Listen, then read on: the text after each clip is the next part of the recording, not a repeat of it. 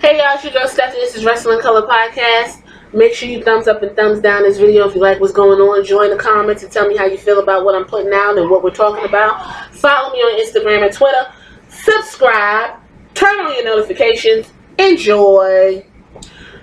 If you listen to the Mickie James spotlight, I said I had something I wanted to point out if I didn't forget, and I did forget, and I remember it now.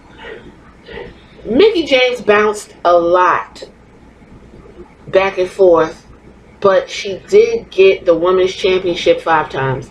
So what I was going to say is the reason why she hasn't really been in the title picture or hasn't been set in the title picture, is it because she bounced around a lot with TNA? I don't know, because EC3, I'm just like really trying to figure out why they just threw this man by the wayside. But I guess my theory is wrong. Whatever. What are we talking about this episode? We're talking about the solid, loyal, what is it, 3rd generation? Natalya Neidhart. Natty Neidhart, the always reliable Natty, is in the spotlight this go round. She's in the hot seat. I want to learn some more about Natty besides her on Total Divas, where she does no one favors because she is so fucking annoying on Total Divas. I'ma just tell you that right motherfucking now. Natty on Total Divas, oh my god, even the beginning with her and her husband, he had hurt his neck and she just was all over him like a fucking wet rug. Ugh, it was insane. And Natty just, I don't know, that's her personality. I don't know, but Summer slapped her and broke her nose. Find that on Total Divas. I keep telling y'all, the first 3 seasons are the best. You're gonna get it all. Get all that sassiness. The latest seasons, they done toned it down. So let's get into Natalya Neidhart. We're going to call her Natty from here on out. She's 37. From Calgary, Alberta, Canada. She's married to Tyson Kidd, who's been out after he got a muscle buster. Is that what it's called? A muscle buster from Samoa Joe, and he busted the shit out of him. Jim Neidhart is her parents. One half of the Hart Foundation, who recently passed. Her uncle is Bret Hart, Owen Hart, Hart, all of that. So she got a dynasty on her ass. Like I said, she's a Canadian wrestler. Her real name is Natalie Catherine Neidhart Wilson. She's currently signed to WWE and she's not going nowhere. Okay? She is a future Hall of Famer. Just letting you guys know, because that Bella situation really just threw y'all for a loop. And whoever's listening, I forgot your name.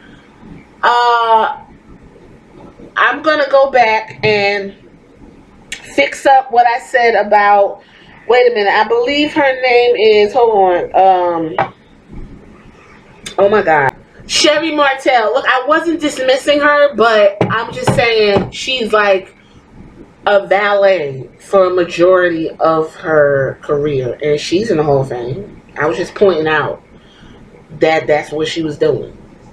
Alright, anyway, she's the first 3rd generation female wrestler in the world. Neidhart is a member of the Hart wrestling family through her mother. She trained in the Hart family dungeon under the tutelage of her uncles Ross, Bruce. In 2000-2001, she worked for the Marats promotion before debuting for Stampede Wrestling in 2003. In 2004 and 2005, she wrestled abroad in England and Japan. In 2005, she became the inaugural Stampede Women's Pacific Champion and won Supergirls Championship the following year in October 2006. In 2007, she signed a contract with the WWE and spent time in Deep South Wrestling, Ohio Valley Wrestling, and Florida Championship Wrestling, which are the developmental territories that the WWE has bought up, folks. So if you hear any of these territories, understand it's still under the WWE. They just bought them up, but they send folks down there to get their feet wet.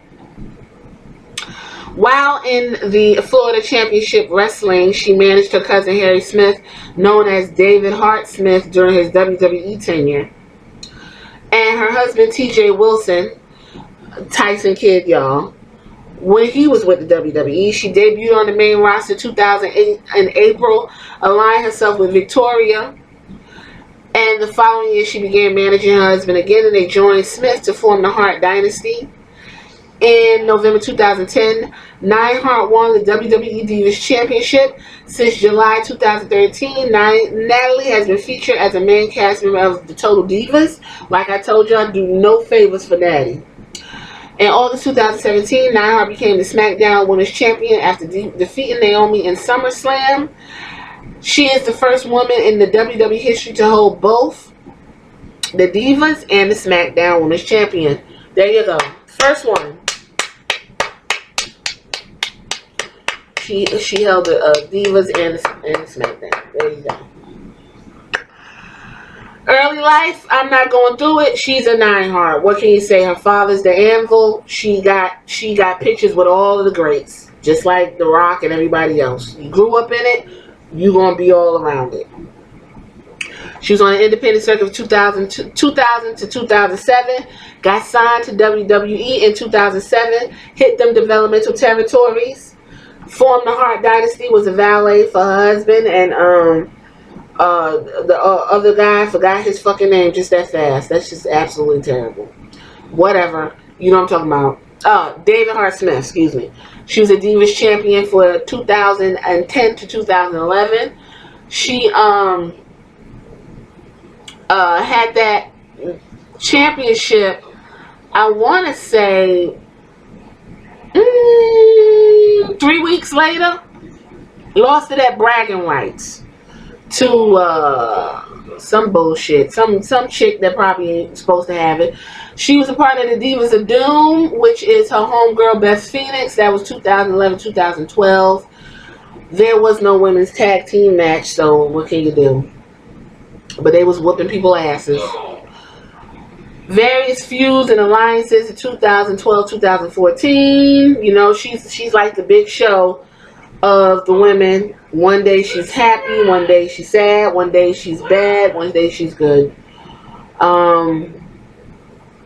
What else? Tyson Kidd and Cesaro, 2014, 2015. Tyson Kidd and Cesaro end up having this like super bromance that she couldn't handle, and there was a storyline on Total Divas, if you want to watch, in the first couple seasons. That went on before Tyson Kidd ended up getting hurt and getting put out, and that situation went over. But they was having a feud for the Usos, and Naomi was the Tyson Kidd and Cesaro, and Natalie was their valet. Women's Revolution 2016. After 3 months of absence from television, Natty returned on September 21st, 2015 episode of Raw as a face, confronting the villainous Paige over her actions during Charlotte's WWE Divas Championship celebration. Later that evening, she defeated Naomi in a singles match. Natalya went on to defeat Paige in October episode of Raw. 3 days later on SmackDown, she teamed up with Charlotte and Becky Lynch, and they defeated Team Bella. Y'all know Team Bella, Alicia Fox, Brie, and Nikki. Let me tell y'all, I actually watched that match, and it was not bad at all. It was a decent match. But I'm Natalie, something got to give with her moves. 2016, Natty revealed that she'd been working through a broken ankle, which was mistaken for a simple sprain. And after 2 months of inactivity, she made her official in-ring return at a live event on January 3rd. A few weeks later, she was on WWE TV on an episode of Raw, where she defeated Brie Bella with her former rival Paige in her corner. So that's what she was doing, back and forth, back and forth, back and forth. SmackDown Women's Champion. She went ahead and won that after she was drafted in 2016. Made her appearance on the brand and lost against Becky Lynch. Natalya competed in the losing effort against Carmella. She teamed up with Alexa Bliss and lost again. Natalya lost again to Nikki Bella in a match to determine the captain of the women's SmackDown team for Survivor Series. Remember how they used to do that? On February 12th, at Elimination Chamber pay-per-view, Natalya faced Nikki in a singles competition, which ended in a double countout. Then they had a Falls Count Anywhere match on June 18th at the Money in the Bank. Natalya competed in an inaugural Women's Money in the Bank match, which I told y'all Carmella won. Well, James Ellsworth really won, and everyone was very upset. Natalya participated in the first ever Women's Royal Rumble match. She entered at number 18. And there's that. She had an alliance with Ronda Rousey, which I wouldn't say was an alliance because we were all thinking that she was going to turn on Ronda Rousey at some point, and it never fucking happened, or accumulated, however you say it, or turned into any fucking thing. I can't talk. Let me get something to drink. Hold on. That's probably what it was. It never turned into nothing. So I don't fucking know. You know, she just was out there. And she would get beat up, and Ronda would help her up the ramp, and then Ronda would get beat up, and she would help Ronda up the ramp. That was it.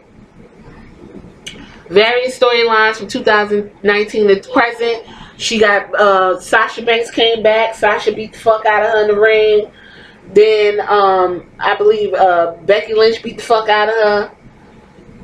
She got beat up by Liv Morgan, and, Liv Morgan, the Riot Squad and her had this stupid ass feud because the Riot Squad was disrespecting her dad and breaking up his shit, and she finally got him at Fastlane, and only to turn around and fight him again at Raw right after the pay-per-view.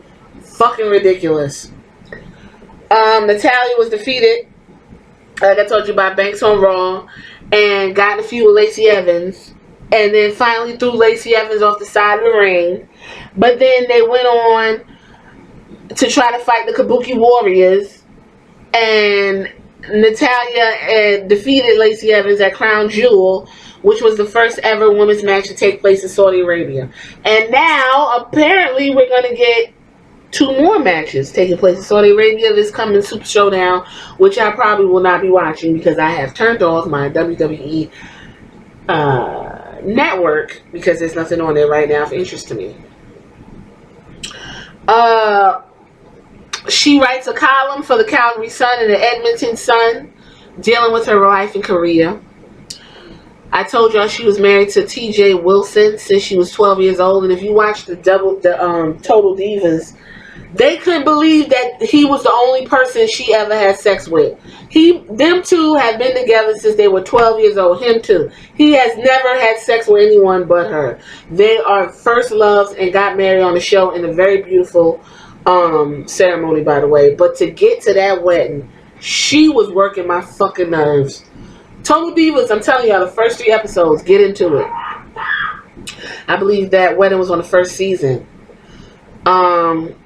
I told y'all who her father was. He was on Total Divas, and he's a funny guy. And him and her mom's interactions are cute.